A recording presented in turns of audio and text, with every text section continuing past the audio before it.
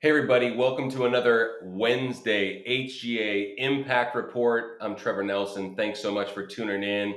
Please do us a favor. If you get any value out of this or any of our podcasts for that matter, please share it with someone in your network or someone in the nonprofit space or anyone, because I'm actually going to go a little bit off the beaten path this week and talk about things that are very applicable to events, of course, but things that are just these were wow things in the last week that kind of jumped out at me, and I reminded myself of these things, and I want to remind everybody else as well. We had a great week, and we were able to do some really cool pods and a really cool webinar. But I wanted to do a brief recap of just some things that I was writing down throughout the week, which is kind of like what's once again what the impact report is all about, just observations in the nonprofit space. And in big giant capital letters, I wrote down patience.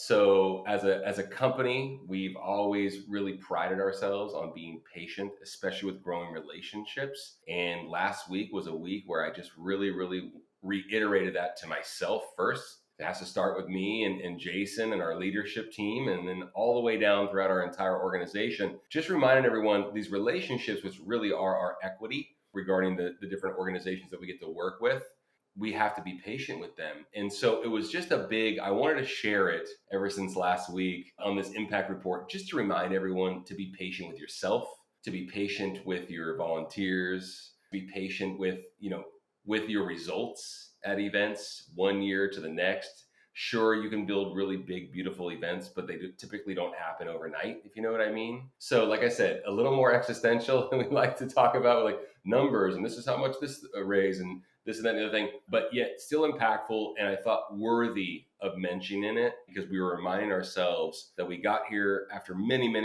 years for a reason.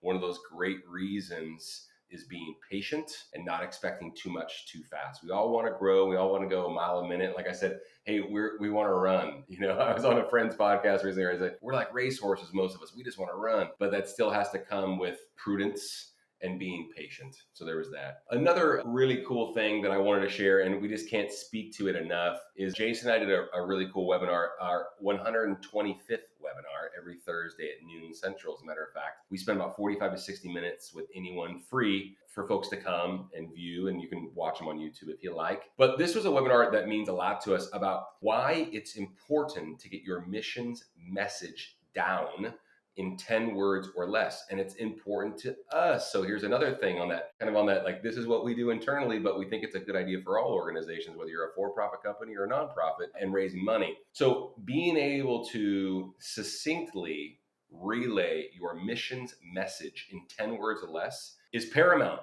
in our eyes. It's not your mission statement, but let's just give you an example. For us, it's, hey, Trev, what do you guys do? And I say, well, we help nonprofits raise more money. 10 words or less. That's really what we do. Of course, I can get granular and talk about auction items, and I can talk about coaching and the pod and all that stuff. But that's truly, at the end of the day, what we do. It opens up a lot of questions. So if you have an organization, you're helping children or whatever in the community, if you can get your message to anyone, for that matter, a supporter, a major donor, your entire staff, this is where we actually think it's really important to twist the dial. Get everyone on your team saying the same thing so that message is consistent. This is what we do in 10 words or less. Of course, when we're all consistently relaying that mission message, then of course there's a ton of continuity, and everyone in the community will feel that. Potential supporters, potential donors, the whole nine. Okay, so that was another big thing. And then I'll leave you with this.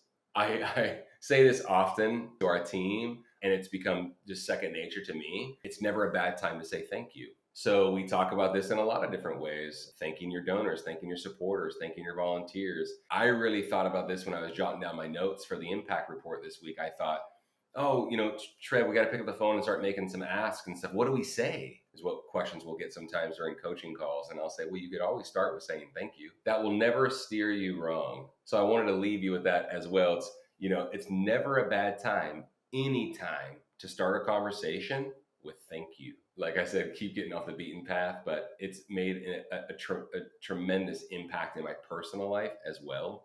Just thanking everyone around me. It's very easy for me to notice what people are doing for me and the impact they have on my life. And I'm very gracious in that way. but it does take discipline. And in my professional life and in my personal life, it has paid huge dividends. So if you're wondering when you're picking up the phone and I got to make an ask, or I got to make this appointment, or we're doing this big fundraising campaign or whatnot, you know what you could start with? Thank you. So think about that. I hope that helps. We've got a ton of events this week. We had a ton of events last week, a lot of really, really cool data pouring in, and I'm going to continue to share it. But I just wanted to get everybody in and out this week with a couple of things. They're just screaming at me. So I'm listening to my gut and I wanted to share those with you. And so I hope you got something out of it. So please share it. Thanks so much. Download, rate, review, subscribe. We'll see y'all next Wednesday.